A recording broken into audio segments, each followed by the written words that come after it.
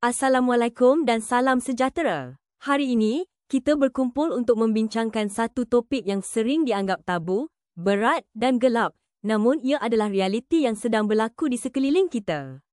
Topik ini menyentuh tentang nilai nyawa dan penderitaan senyap manusia. Mari kita telusuri pembentangan ini dengan hati yang terbuka. Kita mulakan dengan tajuk utama sesi ini, kenali gejala bunuh diri. Tajuk ini bukan satu ugutan atau ancaman tetapi satu peringatan bahawa isu bunuh diri tidak mengenal tempat. Ia boleh berlaku di dalam komuniti bebas, malah di sebalik tembok penjara sekalipun. Sebagai pegawai, kaki tangan atau anggota masyarakat, tanggungjawab kita bukan hanya menjaga keselamatan fizikal tetapi juga keselamatan mental. Mengenali gejala adalah langkah pertama dan terpenting. Sebelum kita boleh menyelamatkan nyawa, kita mesti tahu membaca isyarat-isyarat penderitaan yang seringkali tidak diungkapkan dengan kata-kata. Pembentangan ini bertujuan melengkapkan kita dengan ilmu untuk menjadi mata dan telinga yang lebih peka. Apakah yang dimaksudkan dengan bunuh diri? Menurut Kamus Dewan edisi keempat, ia didefinisikan sebagai mengambil nyawa sendiri dengan sengaja. Perkataan kuncinya di sini ialah sengaja. Ini bermakna terdapat niat, perancangan dan keputusan akhir yang dibuat oleh individu tersebut untuk menamatkan riwayat hidupnya. Namun, definisi kamus ini hanyalah permukaannya sahaja. Jika kita lihat pada lukisan di slide ini, karya yang menggambarkan kematian penyair Thomas Chatterton, ia menunjukkan satu gambaran tragis tentang kehilangan bakat dan nyawa muda. Di sebalik definisi ringkas itu, tersembunyi beribu-ribu lapisan kesakitan, keputusasaan dan rasa tiada jalan keluar. Bunuh diri bukanlah satu penyakit, tetapi ia adalah manifestasi atau akibat terakhir daripada penderitaan psikologi yang tidak tertanggung. Ia adalah satu jeritan senyap untuk meminta tolong apabila seseorang itu merasakan bahawa kematian adalah satu-satunya cara untuk menghentikan kesakitan yang mereka rasai. Mari kita lihat realiti semasa yang membimbangkan. Tajuk akhbar ini jelas, lebih ramai bunuh diri. Dunia telah berubah dan impak pandemik COVID-19 telah meninggalkan parut yang mendalam dalam fabrik sosial kita. Statistik menunjukkan bahawa sejak pandemik bermula, secara purata, satu kes bunuh diri dilaporkan berlaku setiap hari. Ini bukan sekadar nombor, setiap satu angka itu adalah nyawa seorang ayah, seorang ibu atau seorang anak. Lihat pada pecahan punca utama yang dipaparkan, 25% berpunca daripada beban hutang, kehilangan pekerjaan dan perniagaan yang gulung tikar menyebabkan ramai hilang punca pendapatan, meletakkan mereka dalam situasi kewangan yang mendesak. 24% akibat masalah keluarga, tekanan duduk di rumah, konflik rumah tangga dan perbalahan yang tidak selesai. 23% isu rumah tangga, termasuk perceraian dan pengabaian. Gambar anggota bomba yang sedang berusaha menyelamatkan seorang lelaki ini adalah simbolik kepada perjuangan kita. Kita sedang berlumba dengan masa untuk menarik mereka kembali ke tempat yang selamat sebelum terlambat. Mendalami data tersebut, slide ini memaparkan fakta yang lebih terperinci. Sebanyak 266 kes bunuh diri dilaporkan hanya dalam tempoh Perintah Kawalan Pergerakan, PKP, dilaksanakan bermula Mac hingga Oktober. Pengarah Pengurusan Bukit Aman, Datuk Ramli Din, mendedahkan bahawa tekanan hidup yang mendadak akibat isolasi dan ketidakpastian ekonomi menjadi pemicu utama. Negeri Johor mencatatkan kes tertinggi, diikuti oleh Selangor. Apa yang menyedihkan, data menunjukkan lelaki adalah golongan yang paling ramai mengambil nyawa sendiri berbanding wanita. Kaedah yang paling kerap digunakan adalah gantung diri, sebanyak 189 kes, diikuti terjun bangunan dan meminum racun. Mengapa lelaki lebih ramai? Mungkin kerana stigma sosial yang menghalang lelaki daripada meluahkan masalah atau menangis, menyebabkan emosi itu dipendam sehingga meledak. Manakala golongan usia 19 hingga 40 tahun, golongan produktif, adalah yang paling terkesan. Ini adalah satu kerugian besar kepada tenaga kerja dan masa depan negara. Sekarang, mari kita fahami kenapa. Apakah yang mendorong seseorang sampai ke tahap ini? Kita bahagikan punca-punca ini kepada beberapa kategori. Pertama, sakit. Bukan sekadar demam biasa, tetapi penyakit kronik atau terminal yang membawa penderitaan fizikal yang dahsyat. Apabila kesakitan tidak dapat dirawat dan kualiti hidup merosot sepenuhnya, segelintir individu memilih kematian sebagai jalan untuk membebaskan diri daripada seksa tubuh badan. Kedua, tekanan, stres dan grief. Ini sering berlaku selepas kehilangan orang tersayang secara mengejut atau tekanan hidup yang bertimpa-timpa. Kesedihan yang melampau, complicated grief, boleh mengaburkan pertimbangan rasional, membuatkan dunia terasa kosong dan tidak bermakna lagi tanpa kehadiran orang yang dicintai. Ketiga, jenayah. Dalam konteks kepenjaraan, ini sangat relevan. Ketakutan terhadap hukuman yang bakal diterima, rasa malu yang amat sangat, atau kebosanan melampau akibat terkurung boleh mencetuskan niat bunuh diri. Bagi banduan, kehilangan kebebasan adalah satu kejutan psikologi yang besar. Keempat, kecelaruan mental. Ini adalah punca klinikal. Penyakit seperti kemurungan meja, depression, gangguan bipolar, trauma, PTSD, dan skizofrenia mengubah kimia otak. Pesakit mungkin mendengar suara-suara halusinasi yang menyuruh mereka membunuh diri, atau mereka berada dalam fasa depresi yang begitu dalam sehingga mereka tidak nampak sebarang cahaya harapan. Kita sambung lagi dengan faktor-faktor risiko yang lain. Kelima, kecederaan serius. Bayangkan seseorang yang aktif tiba-tiba mengalami kemalangan yang menyebabkan kelumpuhan kekal atau kecacatan fizikal. Perubahan drastik pada fizikal dan kemampuan diri ini boleh meruntuhkan keyakinan diri dan identiti mereka, membawa kepada kemurungan yang serius. Keenam, penyalahgunaan dadah. Dadah bukan sahaja merosakkan organ, tetapi ia menculik kewarasan otak. Ketidakstabilan kimia akibat dadah, seperti syabu atau heroin, boleh menyebabkan paranoia, halusinasi dan tingkah laku impulsif. Ramai yang membunuh diri bukan kerana mereka mahu mati, tetapi kerana mereka berada di bawah pengaruh bahan yang menghalang pemikiran rasional. Ketujuh, persekitaran negatif. Manusia adalah makhluk sosial. Jika persekitarannya toksik, seperti mangsa dera seksual, mangsa buli, siber atau fizikal, diskriminasi kaum atau jantina, serta kemiskinan tegar, jiwa seseorang akan rapuh. Tiada tempat untuk berlindung dan tiada rasa selamat adalah resipi kepada kehancuran mental. Kelapan, kewangan. Seperti yang kita lihat dalam statistik awal tadi. Hutang ahlong, muflis, kalah judi atau kejatuhan pasaran saham. Apabila seseorang merasa maruah mereka tergadai akibat hutang dan tidak nampak jalan untuk melunaskannya, mereka mungkin memilih jalan pintas untuk lari dari pemiutang dan rasa bersalah. Akhir sekali, kita telusuri punca-punca yang lebih kompleks dan berkait rapat dengan emosi serta ideologi. Kesembilan, seksual. Ini merangkumi konflik hubungan yang mendalam. Cinta yang tidak berbalas, kegagalan rumah tangga, atau krisis identiti berkaitan orientasi seksual. Bagi sesetengah individu, penolakan dalam percintaan atau konflik identiti diri terasa seperti satu pengakhiran dunia. Kesepuluh, malu dan aib. Dalam budaya kita, maruah adalah segala-galanya. Tekanan norma masyarakat yang menghukum boleh menjadi sangat kejam. Contohnya, mangsa rogol yang dipersalahkan, individu yang terlibat dalam skandal viral, atau mereka yang dibebaskan dari penjara tetapi dipulaukan masyarakat. Rasa aib yang tidak tertanggung ini mendorong mereka menutup malu dengan kematian. Kesebelas, terorisme, keganasan. Ini adalah bentuk bunuh diri yang dimanipulasi oleh ideologi. Pengebom berani mati, misalnya. Mereka tidak melihat ia sebagai bunuh diri dalam konteks negatif, tetapi sebagai satu pengorbanan suci akibat indoktrinasi yang salah. Ini adalah hasil daripada manipulasi psikologi yang ekstrem.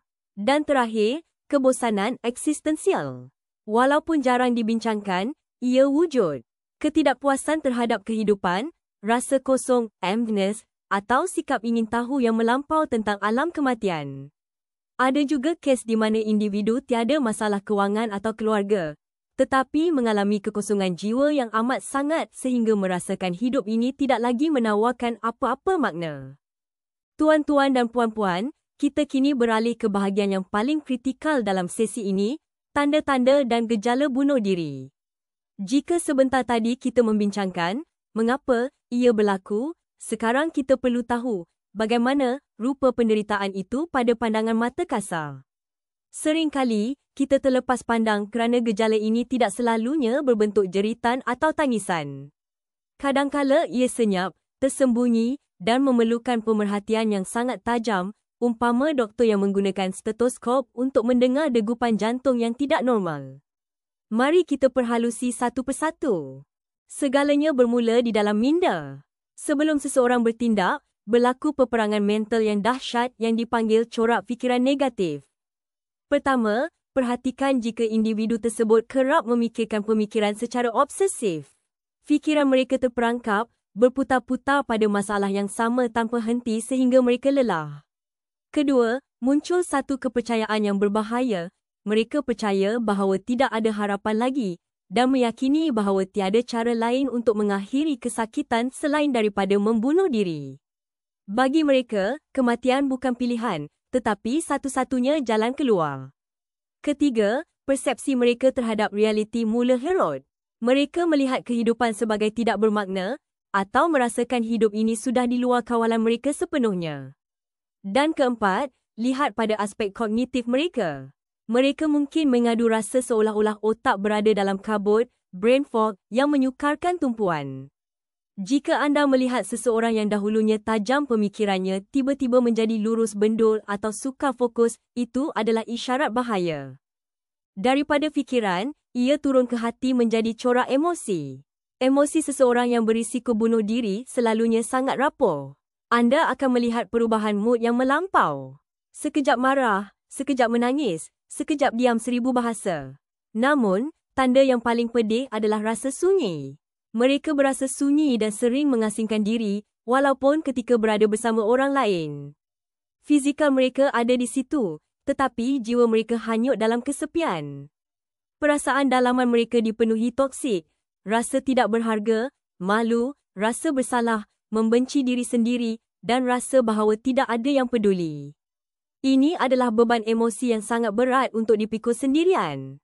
Secara luaran, mereka mungkin kelihatan sedih, menarik diri, letih, tidak berminat terhadap hobi lama, cemas, mudah marah, atau terdedah kepada ledakan perasaan yang tidak terkawal. Jangan anggap mereka sekadar mengada-ngada, ini adalah manifestasi kesakitan jiwa. Kadangkala, mereka memberikan petunjuk melalui kata-kata. Ini adalah corak penyataan. Kita perlu berhati-hati dengan pernyataan yang menggunakan pola pemikiran dan perasaan yang merujuk kepada bunuh diri. Jangan sesekali abaikan jika anda mendengar ayat-ayat seperti, hidup tidak bermakna lagi. Anda akan lebih baik tanpa saya. Ini tanda mereka rasa diri mereka membebankan. Anda akan menyesal ketika saya pergi. Saya tidak akan menjadi beban kepada orang lain tidak lama lagi. Saya tidak dapat berbuat apa untuk mengubahnya, menunjukkan rasa putus asa total. Lebih baik saya mati. Saya rasa tidak ada jalan keluar. Atau yang paling menyedihkan, saya tidak sepatutnya dilahirkan. Ayat-ayat ini bukan sekadar drama. Ia adalah jemputan untuk kita bertanya, adakah anda okey? Ia adalah jeritan meminta tolong yang terakhir. Slaid ini membawa satu peringatan yang sangat penting dan sering disalaherti, perubahan mood secara mendadak. Kita sering sangka jika seseorang yang kemurungan tiba-tiba ceria, mereka sudah sembuh. Namun, kita perlu berhati-hati dengan peningkatan mood secara tiba-tiba ini. Fakta yang menakutkan adalah, banyak orang yang mengalami bunuh diri melakukannya ketika mereka kelihatan merasa lebih baik daripada sebelumnya. Kenapa ini berlaku? Kerana apabila mereka membuat keputusan muktamad untuk mati, konflik dalam diri mereka selesai. Anda mungkin melihat mereka berasa lebih tenang dalam membuat keputusan untuk mengakhiri hidup mereka. Ketenangan itu bukan tanda kesembuhan, tetapi tanda mereka telah bersedia untuk pergi. Selain emosi dan kata-kata, tubuh badan dan rutin harian juga akan menunjukkan perubahan tingkah laku secara mendadak. Dalam aspek kerja atau pelajaran, berlaku penurunan prestasi yang ketara. Atau kadangkala sebaliknya, mereka tiba-tiba mengisi masa dengan tugas dan tanggungjawab tambahan secara obsesif untuk melupakan masalah. Lihat juga hubungan sosial mereka. Berlaku pengasingan sosial, social withdrawal, di mana mereka menolak ajakan rakan dan keluarga. Paling ketara adalah fizikal. Berlaku pengabaian tentang kesejahteraan diri dan penampilan fizikal yang merosot. Mereka mungkin tidak mandi, tidak bercukur, atau memakai pakaian kotor. Rutin asas biologi juga terganggu. Terdapat perubahan dalam kedua-dua pola tidur atau makan, seperti cuba untuk berlapar atau tidur sepanjang hari. Sebarang perubahan drastik pada rutin yang ditetapkan serta kelihatan kelesuan dan penarikan diri adalah tanda amaran yang jelas. Akhir sekali, tanda yang paling kritikal, tahap bendera merah. Kita mesti kenal pasti perancangan luar biasa. Jika seseorang memiliki rancangan yang sudah dibuat, ini dapat bererti bahawa usaha yang berjaya dapat dilakukan tidak lama lagi. Ini adalah fasa kecemasan. Antara tanda-tandanya ialah mereka mula menyelesaikan isu yang tertinggal. Contohnya, mereka mula mengucapkan selamat tinggal kepada orang yang dikasihi, memberikan barang berharga milik peribadi kepada orang lain, atau tiba-tiba sibuk mengatur kewangan dan wasiat. Mereka juga mungkin mula membuat keputusan secara melulu atau pasif mengenai perkara yang penting dalam kehidupan, seolah-olah masa depan tidak lagi penting. Dan yang paling bahaya, jika anda dapati mereka sedang mengumpulkan bahan untuk membunuh diri, seperti ubat-ubatan tanpa preskripsi dan senjata. Jika tanda ini kelihatan, bertindaklah serta-merta. Jangan tunggu lagi. Tuan-tuan dan puan-puan, setelah kita mengenali tanda-tanda amaran tadi, persoalan paling besar muncul. Apa anda boleh lakukan? Melihat seseorang yang sedang bergelut dengan nyawa sendiri adalah situasi yang menakutkan. Namun, ketahuilah bahawa anda tidak perlu menjadi seorang pakar psikiatri untuk menyelamatkan nyawa. Anda hanya perlu menjadi manusia yang peduli. Gambar ilustrasi ini menunjukkan satu prinsip asas, kita perlu saling menarik satu sama lain ke atas apabila ada yang jatuh. Mari kita lihat langkah-langkah praktikal yang boleh kita ambil sebagai talian hayat pertama. Langkah pertama adalah tentang kawalan diri anda sendiri, tenang dan jangan panik. Apabila berhadapan dengan individu yang ingin bunuh diri, naluri kita mungkin menjadi cemas. Namun, ingatlah bahawa mensensasikan bunuh diri tidak membantu sesiapa dan hanya akan memburukkan keadaan. Jika kita panik, individu tersebut akan merasa lebih tertekan. Kedua, jangan melulu untuk membantu tapi buat senarai semak sebelum berjumpa rakan berkenaan. Persiapkan mental anda. Apakah yang anda ingin katakan? Adakah anda bersedia mendengar perkara yang berat? Ketiga, ketahui head anda. Anda bukan superhero yang perlu bertindak sendirian. Jika tidak mampu untuk bertindak, hubungi mereka yang boleh membantu seperti pegawai psikologi, kaunselor, polis, bomba atau hospital. Menyerahkan tugas kepada pakar adalah satu bentuk bantuan yang paling bijak jika keadaan di luar kawalan. Setelah anda tenang, langkah seterusnya adalah menetapkan suasana. Kita perlu jumpa di tempat yang selesa. Mengapa lokasi penting? Kerana bercakap tentang kemungkinan bunuh diri boleh menjadi subjek yang sangat tegang, terutama bagi rakan yang mungkin juga mempunyai perasaan bersalah dan malu yang berkaitan dengan penderitaan mereka.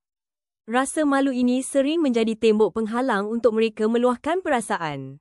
Oleh itu, mulakan perbualan tanpa kehadiran gangguan. Jangan lakukannya di tempat bising atau di hadapan orang ramai.